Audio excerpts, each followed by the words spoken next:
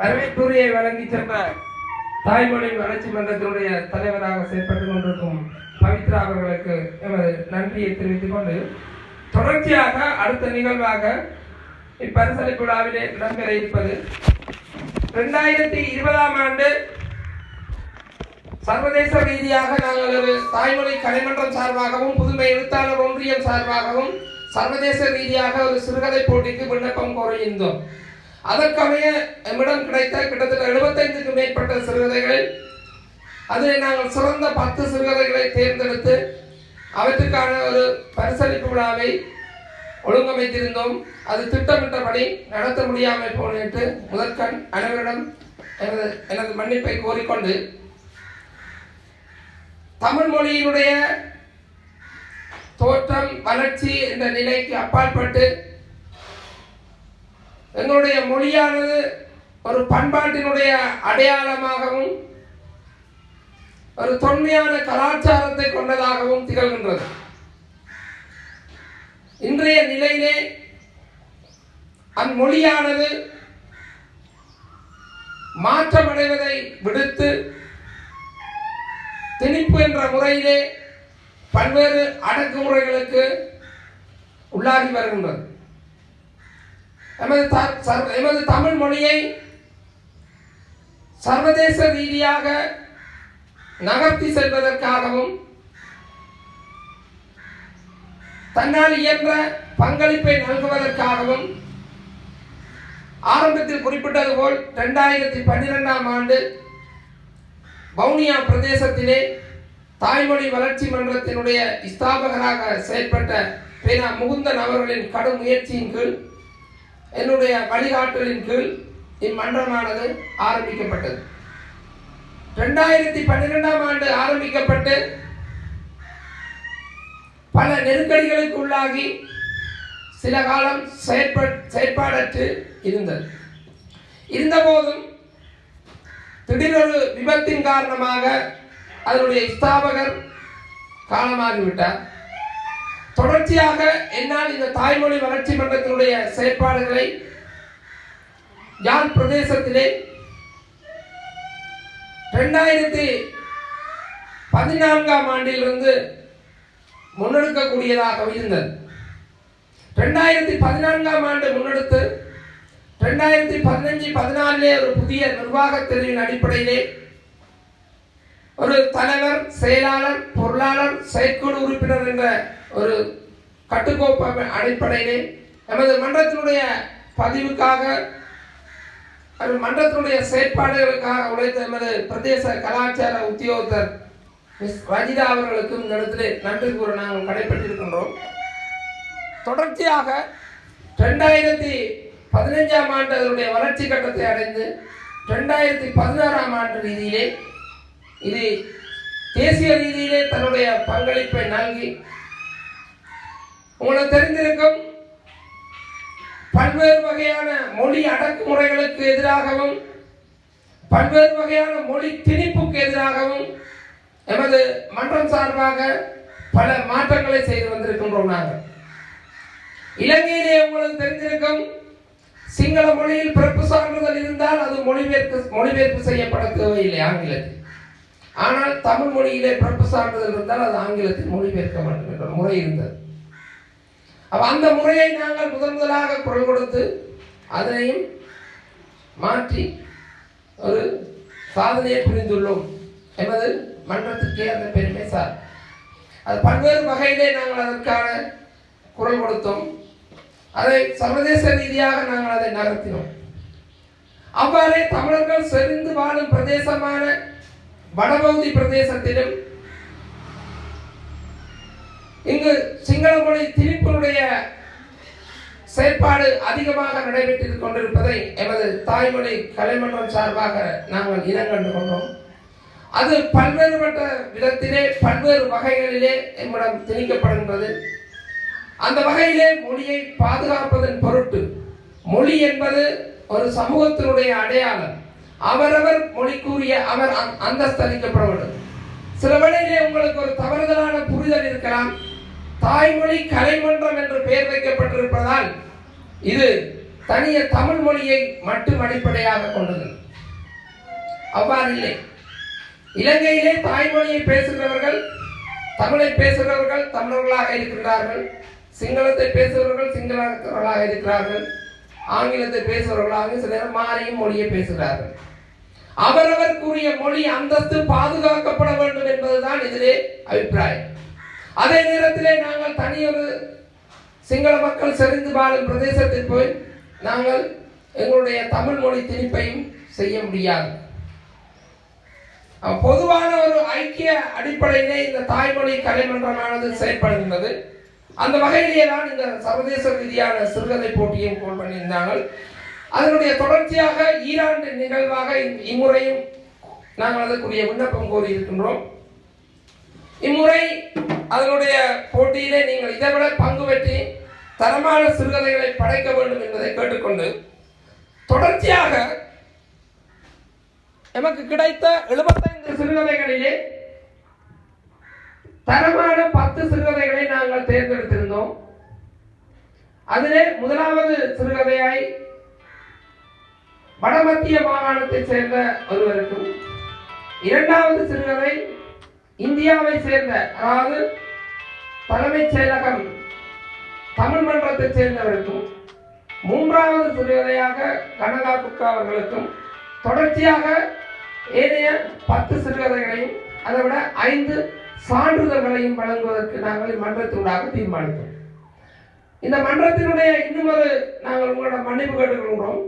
இந்த 10 சிறுகதைகளையும் தொகுத்து ஒரு நூலாக வெளியிடுவதற்கு திட்டமிட்டிருந்தோம். ஆனால் அது நூலாக அடிக்கப்பட்டு விட்டது. ஆனால் இந்த நாட்டினுடைய அசாதாரண சூழ்நிலையால் அது கைகூடாமல் போய்விட்டது. தொடர்ந்து நாங்கள் அது நிதியுதவி பிரச்சனையாலே அது கைவிடப்பட்டிருக்கிறது. தொடர்ந்து நாங்கள் இந்த பிரதேசத்தை சேர்ந்த, அதாவது இந்த போட்டியில பங்கு பெற்றவர்கள் முல்லைத்தீவு பிரதேசத்தை சேர்ந்தவர்கள் வந்திருக்கிறார்கள், யாழ்ப்பாண பிரதேசத்தை சேர்ந்தவர்கள் வந்திருக்கிறார்கள், அதை விட திருகோணமலை பிரதேசத்திலிருந்து அவர்கள் வர முடியவில்லை. பரவலாக இலங்கையினுடைய 25 மாவட்டங்கள் என்பதை விட சர்வதேச ரீதியாக 250 நாடுகளில் இருந்து கிட்டத்தட்ட 75 நாடுகளில் இருந்து இந்த போட்டியிலே பங்கு பெற்றிருந்தார்கள். அவர்களுக்குரிய பரிசுகளும் சான்றிதழ்களும் எமது தாய்மொழி கலைமன்றத்தின் ஊடாக விரைவிலே அனுப்பி வைக்கப்படும் என்பதை இந்த இடத்திலே அவர்களுக்கு தெரிவித்துக் கொண்டு, தொடர்ச்சியாக 2012ஆம் ஆண்டு ஆரம்பிக்கப்பட்ட எமது தாய்மொழி கலைமன்றம் இன்று சர்வதேச ரீதியிலே பெயர் சொல்லி குறிப்பிடக்கூடிய வகையிலே வளர்ச்சி அடைந்திருக்கின்றது. கடந்த வருடம் சென்னையினுடைய தலைமையாக கொண்டு செயல்படுகின்ற தமிழ் மன்றத்தினூடாக ஒரு, அதாவது புலனம் என்று சொல்லப்படுறது என்ன தெரியுமா? வாட்ஸ்அப். அந்த புலனத்தின் ஊடாக ஒரு அகில இந்திய ரீதியாக ஒரு கவிதை போட்டி நடத்தப்பட்டது. அந்த கவிதை போட்டியிலே நான் நடுவராக செயல்பட்டேன். அப்பொழுது எங்களுடைய கவி எழுத்துக்களையும் இந்திய பிரதேசத்தை சேர்ந்தவர்களுடைய கவி எழுத்துக்களையும் ஒப்பிட்டு பார்க்கின்ற போது நாங்கள் எவ்வளவோ தூரத்தில் இருக்கின்றோம். மொழி பற்றி கதைக்கின்றோம், மொழி பற்றி பேசுகின்றோம், மொழி உரிமை பற்றி கதைக்கின்றோம், மொழிக்காக அடிபடுகின்றோம்.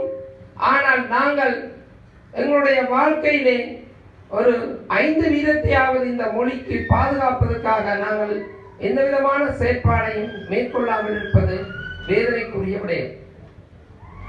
அது அவ்வாறு நிற்க, தொடர்ச்சியாக இந்த இடத்திலே இன்று இந்த சிறுகதையை எழுதி பல்வேறு இன்னல்கள் மத்தியிலும் நாட்டினுடைய சூழல் வேலைப்பாடுகளுடைய மத்தியிலும் இங்கு வருகை வந்திருக்கின்ற சிறுகதை எழுத்தாளர்களுக்கு வினயமாக எமது தாய்மொழி கலைமன்றம் சார்பாக நாங்கள் விடுகின்ற ஒரே ஒரு வேண்டுகோள் தான், எமது பண்பாடு கலாச்சார விழுமியங்களுக்கு ஏற்றவாறு நாங்கள் கலை, அதாவது கருத்தியல் என்ற ரீதியிலே இலக்கியங்களை உள்ளடக்கி, இம்முறை உங்களுக்கு தெரிஞ்சிருக்கும் விண்ணப்பத்திலே நாங்கள் விண்ணப்பித்ததற்கேற்ப, அதாவது உங்களுக்கு விண்ணப்பம் கோரப்பட்டதற்கேற்ப சிறுகதை 3 முறைகளில் எழுதப்பட வேண்டும் என்று கூறியிருந்தாங்க. ஒன்று ஆசிரியர் கூற்று, மற்றது பாத்திர கூற்று, அதாவது தன்மை கூற்று, அடுத்து படற்கை கூற்று. அப்ப இந்த மொழியினுடைய நெளிவு சுழிவுகளை நாங்கள் விளங்கிக் கொண்டால்தான் மொழி ஒரு தேர்ச்சி பெறலாம். தாய்மொழியில் தேர்ச்சி பெறாதவன் எந்த வகையிலுமே பிரசித்தி பெற்றவன் ஒரு சிறந்த ஒரு ஆளுமை உள்ளவனாக செயற்பட முடியாது என்பது தனிப்பட்ட முடிவு.